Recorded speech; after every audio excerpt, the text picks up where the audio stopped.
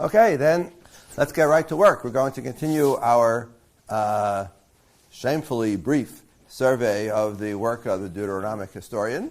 We could easily spend several weeks reading through some of these great stories in the books of Samuel and Kings, but alas, time presses, so we're flying over at 20,000 feet, I would say, and hopefully at some future time you'll come back and read these stories in greater detail. In any case, we're focusing today on two subjects. One is the Deuteronomic narrative. We've already been introduced to that, so we're going to continue that today. And after that, we take care of some large issues. We'll discuss the tales of the prophets, notably Elijah and Elisha. That's today. And then coming Wednesday, we begin to look at prophecy in general. As I said, we're zooming along. Okay, so the Deuteronomic narrative.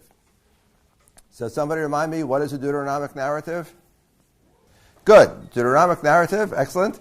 So is the modern scholarly name that we assign to the school of writers who give us the books of Joshua, Judges, Samuel, and Kings.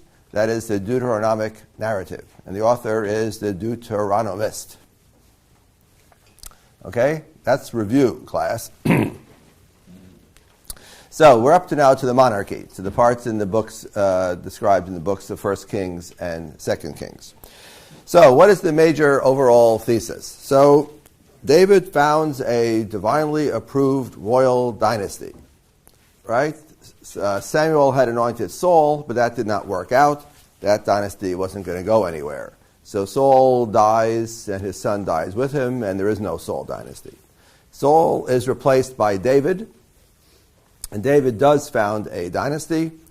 This dynasty is approved by God in the person of Nathan the prophet, who announces to him, as we discussed last time, that God will build a house for you, and you will now have a royal dynasty. His son, David's son, Solomon, right, builds the temple in Jerusalem, and it is described in glorious detail, and it is a glorious building. We do not have a single archaeological shred of this building, so we have no idea what it actually looked like. And dirty footnote, we can't even be 100% sure where it was located either. But I won't bother with that, pursue that problem right now, since we don't have any shred of the building. All we have is the report in the books of Kings. So where do we stand? We have David establishes a dynasty. His son Solomon succeeds him. A little rocky transition, but Solomon succeeds him, builds the temple. We have a glorious king and a glorious kingdom. And the person of Solomon then is the height of fame, power, and glory, and described in some detail in those opening chapters of the book of 1 Kings. We know he's a glorious king because he marries the daughter of Pharaoh. The narrator is not quite 100% sure if he approves or disapproves. On the one hand, he married the daughter of Pharaoh. That shows that Solomon really made it big time in the politics of the Near East. On the other hand, he marries a foreign woman, an idolater. That's bad. So the narrator has both points. But in any case, Solomon is powerful enough that Pharaoh gives him his daughter as queen. We have the Queen of Sheba story, showing again foreign admiration from kings and queens far and near. We have the cut the baby in half story, which shows Solomon's wisdom. So Solomon's got it all. Mind you, modern scholars are not convinced that Solomon had it all. Modern scholars are not convinced that any of this is true. Namely, this is legend. This is utopian, retrospective nostalgia for the good old days before things went bad. And David and Solomon are just some local nabobs or local strongmen or local thugs who are powerful in this little village here of Jerusalem. And this whole stuff about glory and empire is grossly exaggerated. Or maybe it's true. Okay, I don't have any money on that horse race. I don't know. Any case, according to the narrator at least, so Solomon was the height of power, fame, glory, and wisdom. But what happens? So the narrator here gives us two kinds of explanations about what went wrong. One is a theological explanation. God punishes Solomon. God punishes Solomon's descendants. Right. What is the sin? The sin, of course, of Solomon is the sin of worship of foreign gods. Solomon marries foreign women. The foreign women lead him astray. Even the great Solomon is not capable to resist the allure of these foreign women and their worship. So he's led astray, worships foreign gods, and that, of course, brings down the anger of God against him. So it turns out while the kingdom of David endures, namely his kingship of the house of David endures, but the kingdom itself is split in two. That's, I would say, clearly a theological explanation. And then the kingdom itself then persists in very sinful ways, which I'll come to in a few moments. That's a theological explanation. At the same time, the narrator is good enough of a historian to give us data that allows us modern historians to say there's something else going on. People weren't happy. Right? The tax collector, Adoniram, there's a corvée, and he gets stoned to death by the people, it says in 1 Kings. Right? People apparently didn't like the corvée system. People didn't like paying all these taxes. There is apparently some deep resentments about the dynastic pretensions of this new house.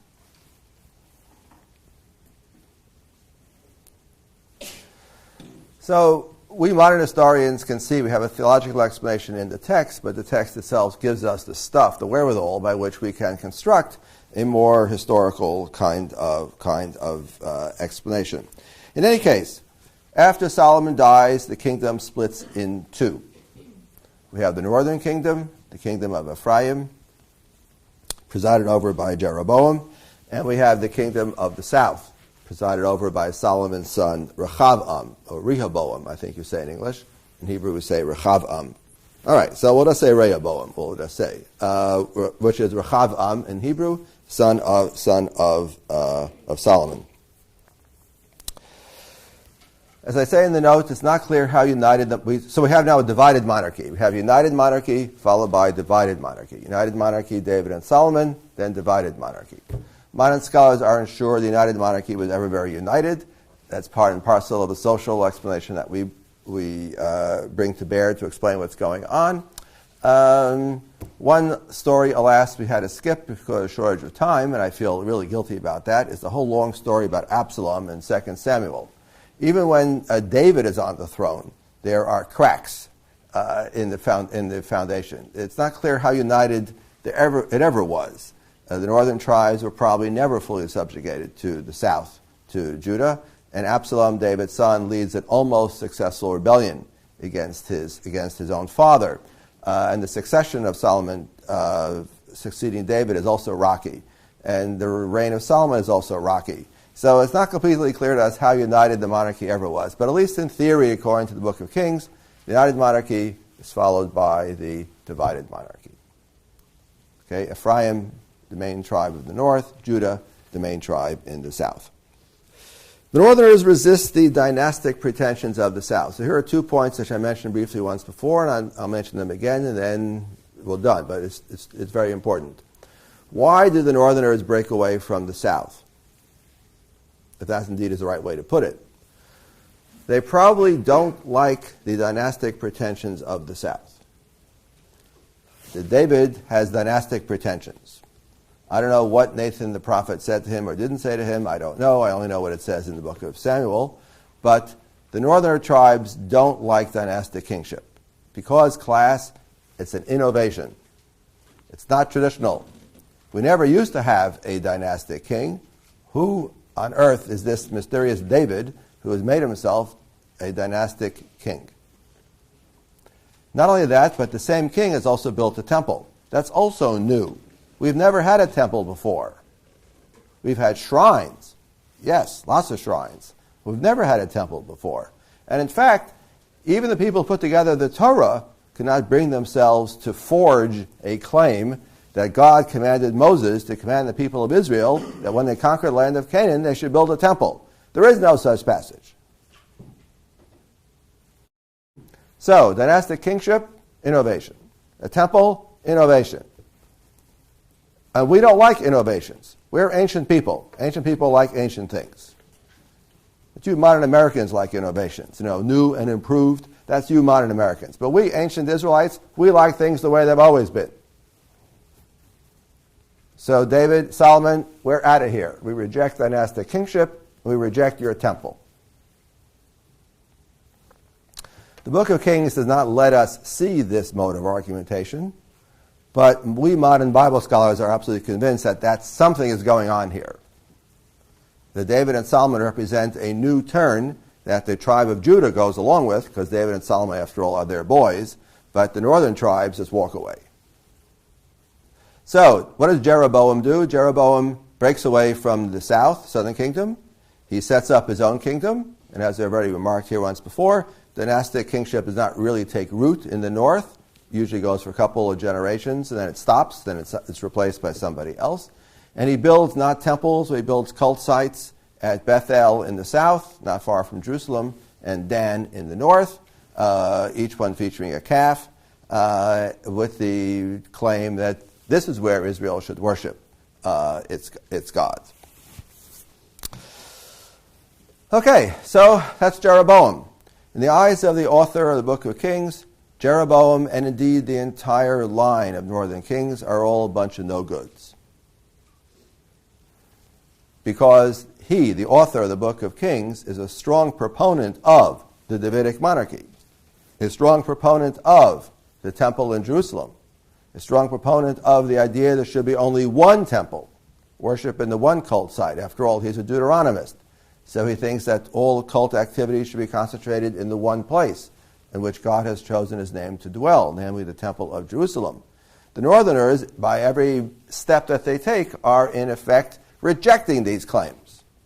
Therefore, the narrator does not like the Northern Kingdom. The narrator sees them. No matter how good they try to be, it doesn't matter, because they're all wallowing in sin. By rejecting the dynastic claims of David and by rejecting the temple, they are wallowing in sin. This, in summary, is called by the narrator of Kings the sin of Jeroboam, the sin of rebellion, and the sin of idolatry. Hint, hint, class, it's not going to end well. Again, the narrator of the Book of Kings is setting you up for the ultimate destruction several centuries down the road. He doesn't really deal with this, why the Northern Kingdom actually lasted for several centuries, and some of that time actually was prospering. He sort of slides over that, but ultimately it will come to no good because it was built on weak foundations, or on foundations of sin. In addition, the narrator, of course, likes to find fault with the Northern Kingdom for their constant worship of other gods, notably Baal, the local Canaanite deity. Again, from our modern Bible scholar perspective, if you ask Jeroboam, don't you know that, and Jeroboam and your successors, don't you know that worship of Baal is sinful? Don't you know that this is tantamount to an act of rebellion against YHWH? Why do you persist in such evil? Why do you persist in such folly? What would Jeroboam say?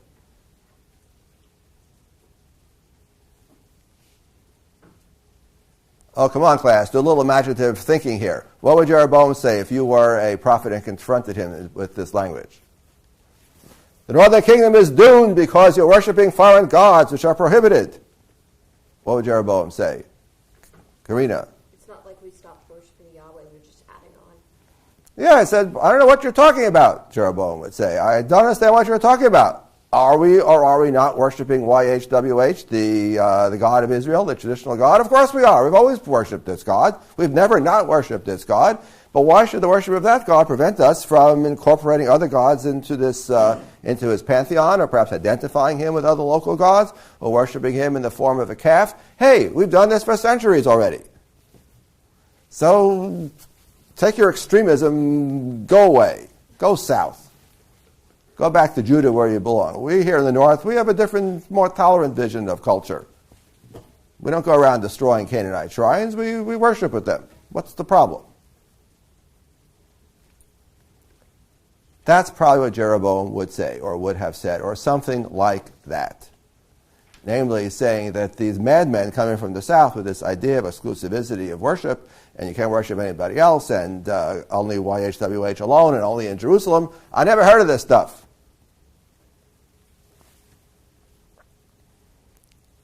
There's a Kulturkampf here, class, right? There's a clash.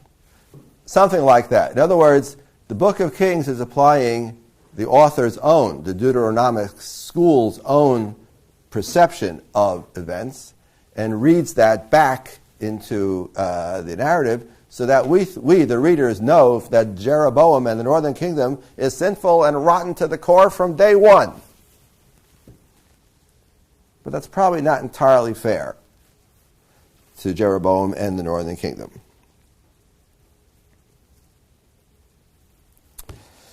And as I write in my handout, one second, Deuteronomic cover-up, exclamation point. The long and prosperous reign of Jeroboam II. Probably just before the fall, right? We have a long, prosperous reign, and the author cannot figure out what to do with this long and prosperous reign, so he just slides right by it. Because anytime anything goes wrong, it's proof of how sinful they are. So as I said, this is a ideologically motivated narrative. Well, again, the narrator is trying to explain why God allowed the northern kingdom to split off. Right. After all, if David's house is the royal house, and it is, it's the one approved by God, and it is, then how come the northern tribes don't see that or broke off? So part of it is the theological thing, punishment for sin, and part of it is to demonstrate that the Rehoboam and his advisors were idiots. They had their chance. Had they been slightly more tuned in to the needs of the people, maybe this whole thing never would have happened. That's how I understand it. Right, so it's not exculpating them. It's simply explaining to us, the readers, why, if justice and right are on the side of Rehoboam, how come they flubbed it? Answer, they flubbed it. They're just stupid. That's how I understand. Does that make sense to you? Would you accept that? Yeah. It still doesn't exculpate the northern kingdom. I mean, we understand why they have grievances. That we understand. True. But at the end of the day, they're still rebelling against God. So they're doomed. Of course, it takes 3 centuries, but they're doomed. Or 2 centuries, whatever the chronology is. Excellent. Okay, an excellent question. We'll discuss Amos very shortly. Interestingly enough, the narrator of Kings does not focus on social ills. For the narrator of Kings, the sin of Jeroboam and the sin of the northern kingdom is, as I said, a sin of rejection of the Davidic house, a sin of rejection of God's temple, a sin of worshiping other gods alongside YHWH, which we may call, for shorthand, idolatry. These are the sins for which the northern kingdom is punished and ultimately destroyed. We know from some, and we'll see that echoed in the book of Hosea, which is also a product of the northern kingdom. Hosea says virtually nothing about social ills. It's Amos the prophet, who's a contemporary of Hosea, both from that long and prosperous reign of Jeroboam II, right, which something dramatic is clearly happening in society, launching the literary prophets. We'll talk about them next time. Amos is the one who is interested in social injustice. That, for him, is the crowning sin of the northern kingdom. But that's a perspective which I said is not shared by Hosea, and the author of Kings does not follow up on that. Okay, that's the story of the northern kingdom. Doomed to failure, doomed to collapse from day one. And of course, it does persist for several centuries, at least 2, until 721 BC, when it falls into the juggernaut, the Assyrian juggernaut. The Assyrians were the big empire in town, and the northern kingdom didn't have a chance. Just a small kingdom swallowed up by large imperialist colonial empire. If you are a Deuteronomist, you see that, of course, as condign divine punishment. If you're not a Deuteronomist, you would say, yeah, it's a small kingdom swallowed up by a large imperialist colonial empire. What are they going to do? Sin Schmin, right? What are they going to do? That's Shaye Cohen's comment on that. Okay. Let's discuss the southern kingdom. The southern kingdom, the kingdom of Judah, the authentic kingdom, the real kingdom, the kingdom blessed by the chosen dynasty of God and the chosen house of God, the southern king. Here we have a very complex picture. Whereas there's virtually not a righteous king in the north, although occasionally people like Jehu get gold stars because they're doing God's will and destroying the previous dynasty. Right? But for the most part, they're a bunch of no-goods, succeeded by other no-goods. The southern kingdom, we have variation. We have good kings and we have bad kings.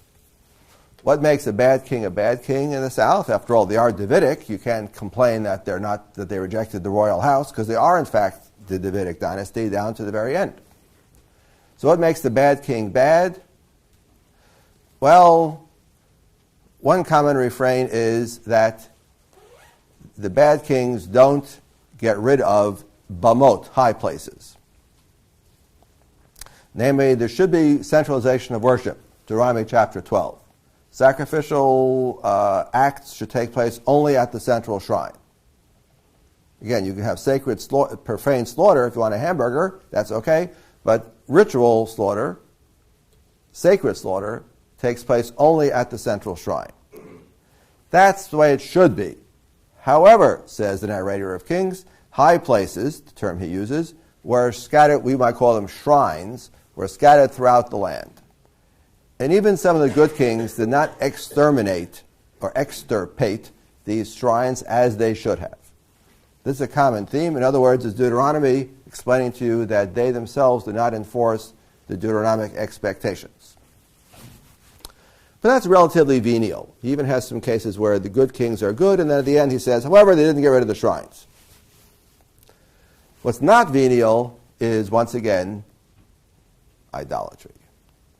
Worship of other gods. And this is the baddie, right? They worship other gods. Again, not always clear if this is instead of, or more likely in addition to, the worship of YHWH, right? In which they're acting like the kings of the north, who see that the worship of YHWH is not and does not have to be exclusive. YHWH is not a jealous god. You can worship YHWH along other gods. What's so terrible? In which the theology of these southern kings seems to resemble the theology of the northern kings. And here, the narrator of the book of Kings, the Deuteronomist, is equally upset with either of them. Because they're all a bunch of sinners. They're all a bunch of no-goods. So those are the bad kings. The good kings, in his view, are the ones who stamp out idolatry. Right, who stamp out the worship of foreign gods, who are exclusively loyal to YHWH in a Deuteronomic fashion. And if they also wipe out the high places, that's a bonus. So much the better. So you have variation in the southern kings. Sometimes the narrator likes the kings, sometimes the narrator doesn't like the kings, but good thing is he always tells you. He's right up front about it. He doesn't hide his judgments. The two best northern kings of the south from the Judean kingdom are Hezekiah and Josiah. Hezekiah is the king who on the throne at the end of the 8th century BCE. Again, exact chronology is not certain, but doesn't really matter. Sometime the end of the 8th century BCE. And this is the king who's around when Isaiah of Jerusalem is prophesying. We'll talk about him on Wednesday. This is the king who needs to stand down the Assyrian threat, the same threat that wipes out the northern kingdom.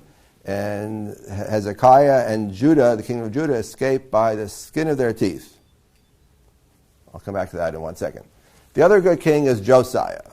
Josiah is the one who, you recall what happened to Josiah, 621 BC, what happened? What dramatic event? He's cleaning up the temple because of all the profanations of Manasseh, who's the worst of the worst kings. And while they're cleaning up the temple, they find the scroll, they find the book Right, that's Josiah. That's the good king, who clearly was trying hard to undo the evil perpetrated by Manasseh. Manasseh is, of all the wicked and bad kings of the south, he is by far the worst in the point of view of the narrator of Kings. Right, he's the one who has all the obscene cult acts taking place in the temple, and shrines and sacred pillars and altars and everything. Ugh. So Josiah is trying to clean it up. So we go from Hezekiah, good guy, Manasseh, bad guy, Josiah, good guy. That's his string of kings. And I left one brief one out there in the middle. But that's the big three of the 8th and 7th centuries BCE. Let's talk about the Hezekiah story for a moment. How does the southern kingdom escape the Assyrian juggernaut? 721 BCE, the northern kingdom is helpless before the arrival of the Assyrians, and they are exiled. And they're gone. 721 BC, these are the 10 lost tribes. Right? The tribes of the northern kingdom who are exiled by the Assyrians and lost. Gone, never to return. But the southern kingdom somehow mysteriously escapes. Now, if you read the narrative in 2 Kings, I ask you to look at some of that narrative. The narrator clearly has different sources. The narrator tells a very confusing story.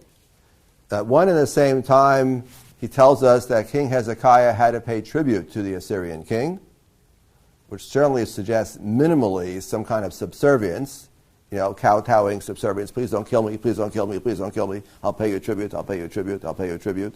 Right. That's on the one side. On the other side, we have the wicked king of Assyria sends a mighty host, a mighty army to besiege Jerusalem. And Jerusalem is besieged, and the citizens are terrified. But Isaiah the prophet turns to Hezekiah and says, "Don't you worry, everything will be fine." And then in some dramatic moment, a panic seizes the Assyrian army, and they flee. Or Hezekiah, or the king hears about some trouble back home, and he has to go home. Or the angel smites the camp. I don't know, something strange is going on. Anyway, it was a very close call, but a miraculous deliverance. Now you try to figure out what the truth is behind these conflicting stories in the Book of Kings, and many people have, including a recent PhD at Harvard University Department of Universal Languages, trying to figure out the Hezekiah traditions, how we have this complicated series of traditions. In any case, somehow, by one means or other, Hezekiah and the southern kingdom squeak by the skin of their teeth. They don't get pulverized, conquered, exiled by the Assyrians. And for the faithful, of course, this was the work of God. This is the work of divine protection. And wonderful stories are then told later on about how the angel of the Lord smites the Assyrians and such things.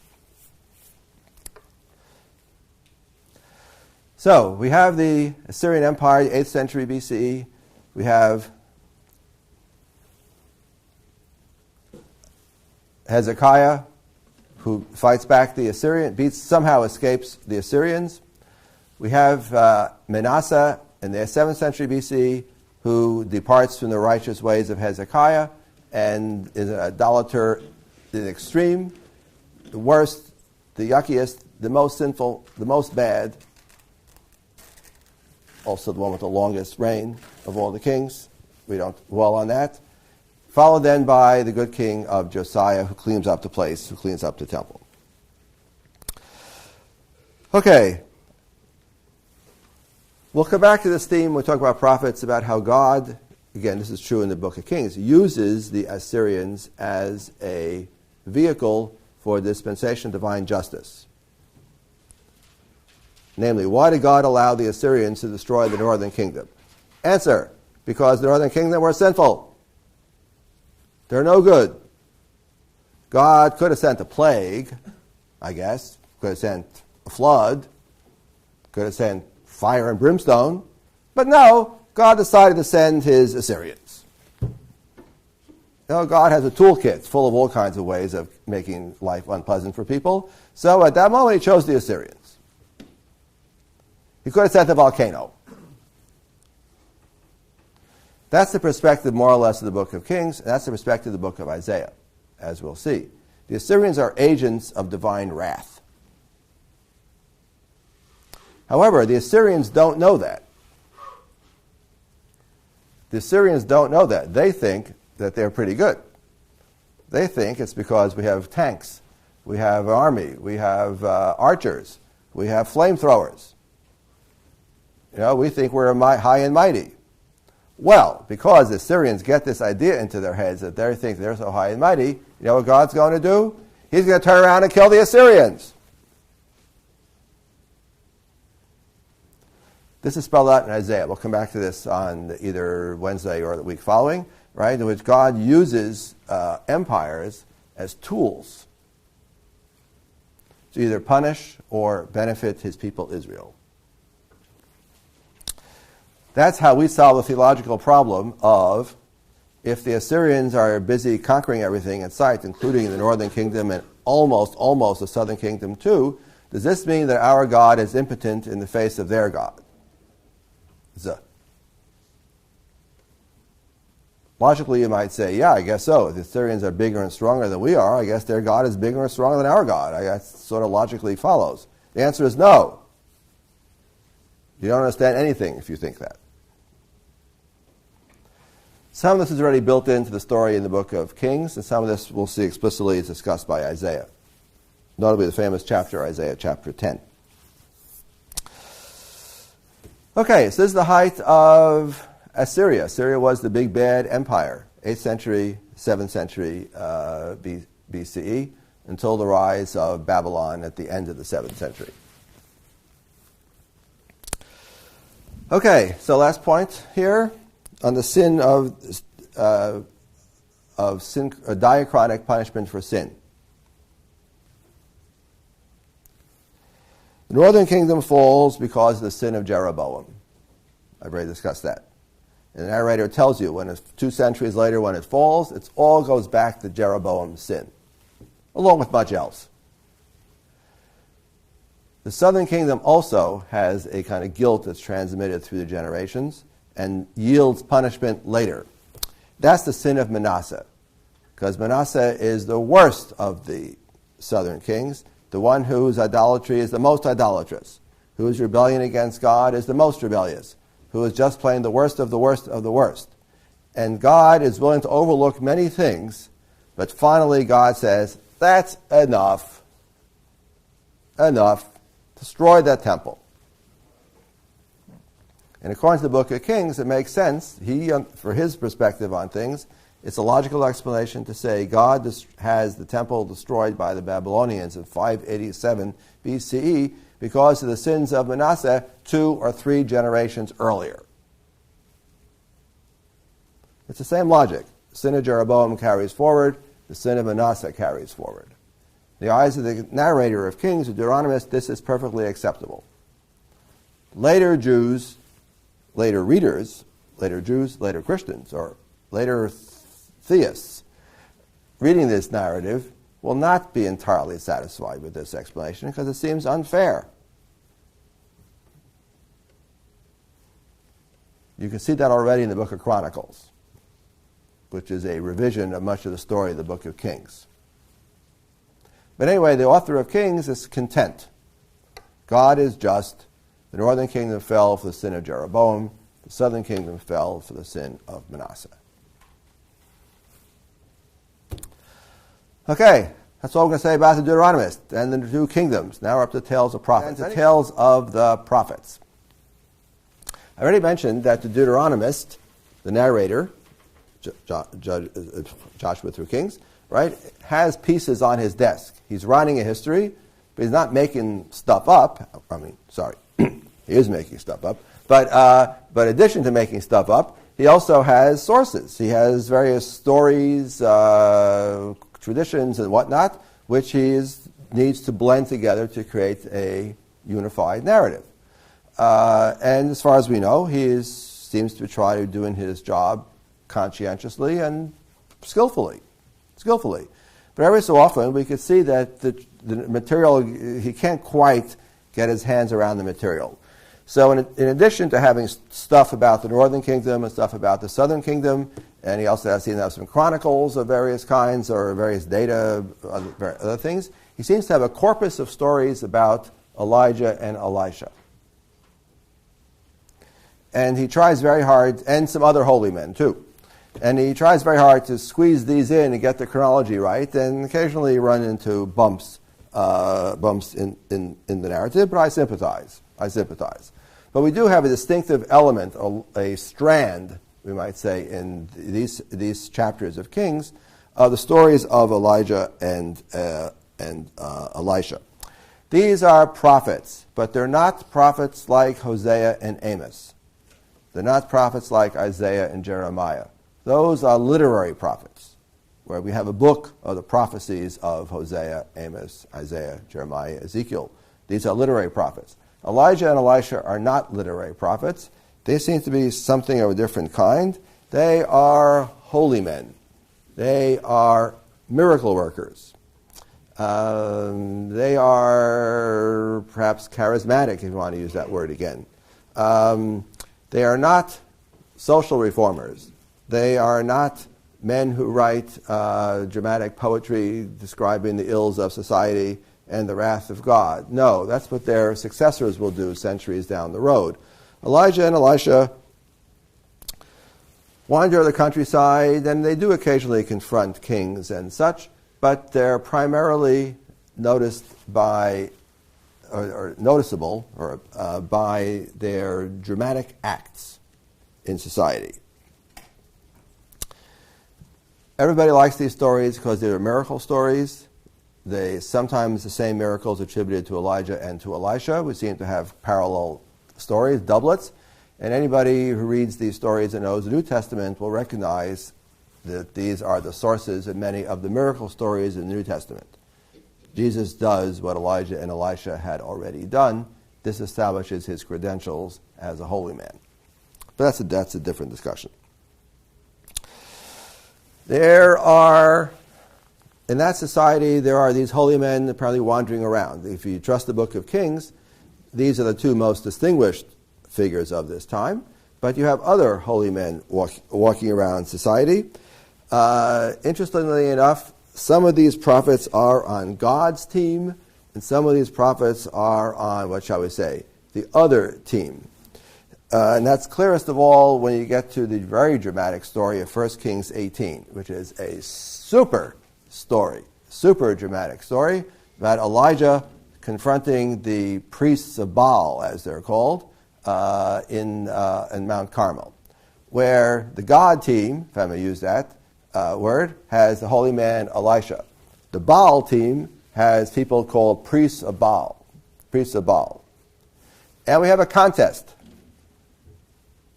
Who's the real God? Is it YHWH or is it Baal?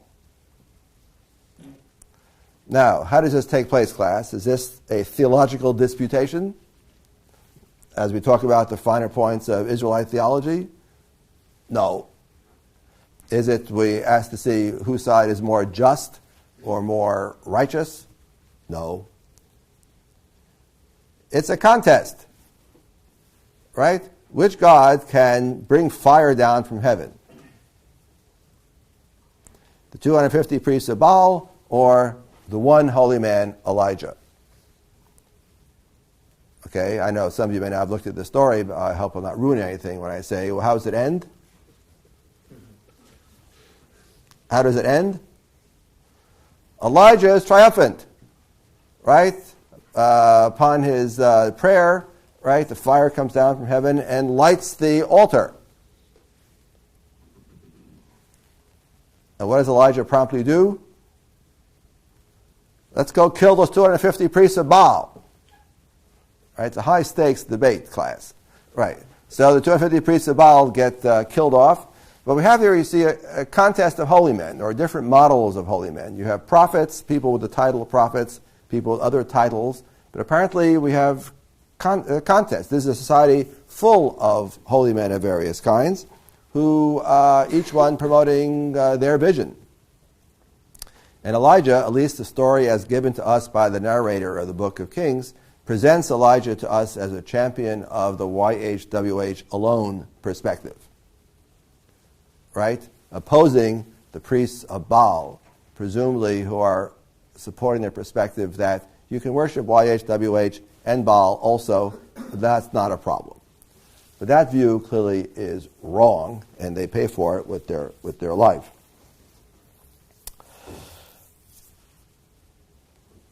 The other dramatic story of Elijah is the story of Naboth. I think it's how you say it in English. Naboth? How do you say that in English? I think so, yeah, Naboth. It probably would be Naboth, right? Yeah. I guess Naboth. In Hebrew, it's Navot. In English, I guess, it's Naboth. Right? The story in 1 Kings 21, which is also a beautiful story. I mean, it's a very dramatic story, right? In which the king Ahab, or actually here he's put up to it by his even more wicked wife, more wicked than he is. He's actually a half-sympathetic figure.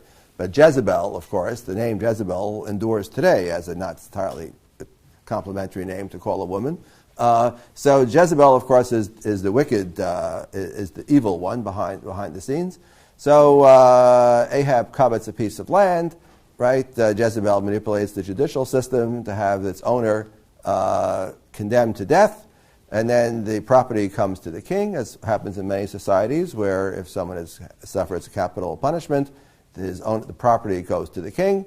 The king now gets the vineyard that he so coveted. And is confronted once again by our faithful Elijah, who here is acting like literary prophet, except he doesn't write a chapter in a book. Instead, he's just a figure in a story, where he comes and confronts Ahab and says to him, Haratzachta v'gam yarashta. Have you murdered and also taken ownership, he says to him, to Ahab. And he has some lofty verses, and then he says to Ahab, that's it, you're going to die.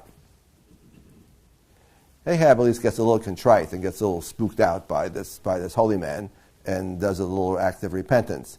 So he gets to stay on the throne a little bit longer, says Elijah. All right, you won't die right away. It'll take a little while. Meantime, enjoy the time you've got left, is what Elijah says to Ahab. And Ahab accepts this.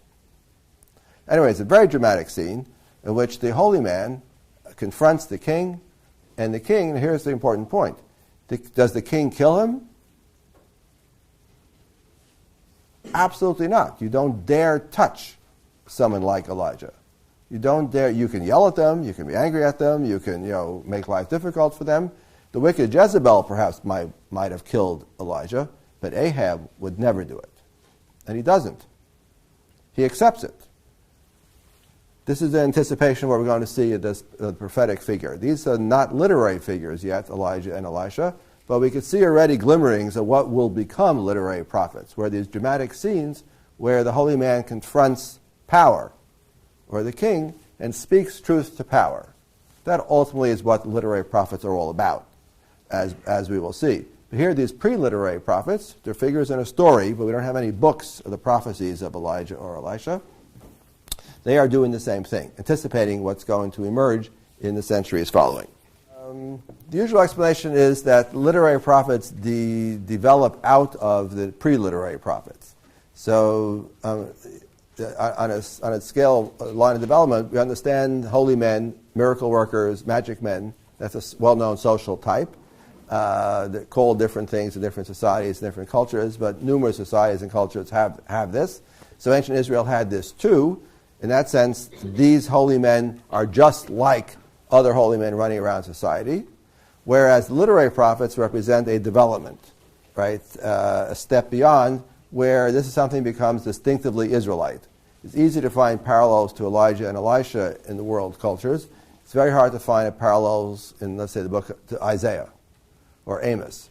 That's much harder to find the parallel of that combination, where the miraculous element recedes. Amos doesn't do miracles. Isaiah of Jerusalem doesn't do miracles, right? That's already passé, right? They've developed into something else. That's the usual way to understand the development. We take a type that's recognizable everywhere and turns it into something uniquely Israelite. Okay, everybody, we'll continue our discussion of prophets on Wednesday. Hope to see you then.